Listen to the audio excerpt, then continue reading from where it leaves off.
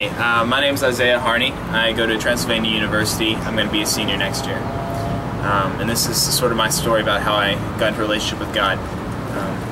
When I was 5 years old, I remember my mother telling me I had the potential to do whatever I wanted to do, really.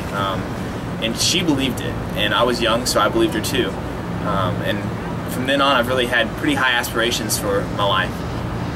I was probably the kid that everyone was annoyed by. I was really obsessed with rules and with being right all the time. I was pretty sure I was destined for greatness, and I wanted everyone else to know it too.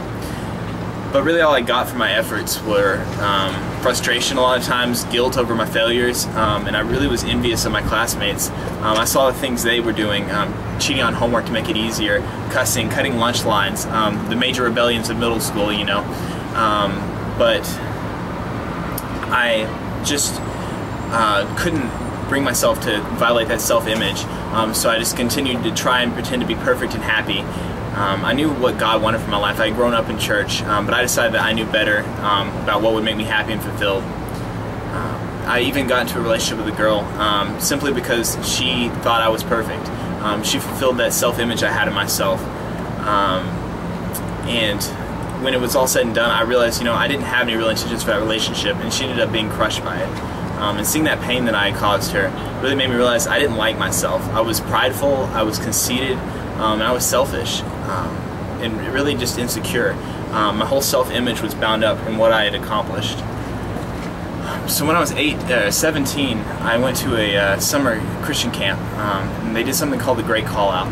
Basically all it was is they made us aware of our sin, which is it's what causes separation from God. It's us falling short of His standards.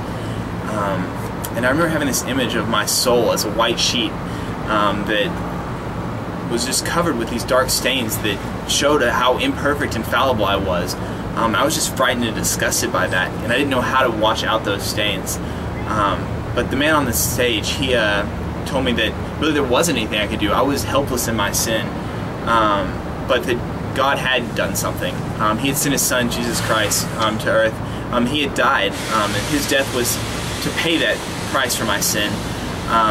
That's what God demanded, was death, and so His Son paid it for me. And I remember praying to God, and I told Him that I was just really sick of being the one in charge of my life, that I wanted to have a relationship with Him, and that I believe that's what He created me for, and that I wanted to accept the forgiveness His Son had offered me, and that was life-changing for me.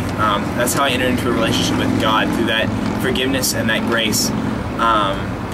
But really the main thing that's changed for me, God continues to mold me. He shows me that I am not defined by my accomplishments, but rather by who He is, and that unlike my mother who told me I could do anything, He said that without Him I could do nothing, but through Him I could do anything. And that's really what I'm learning, and I thank you for listening.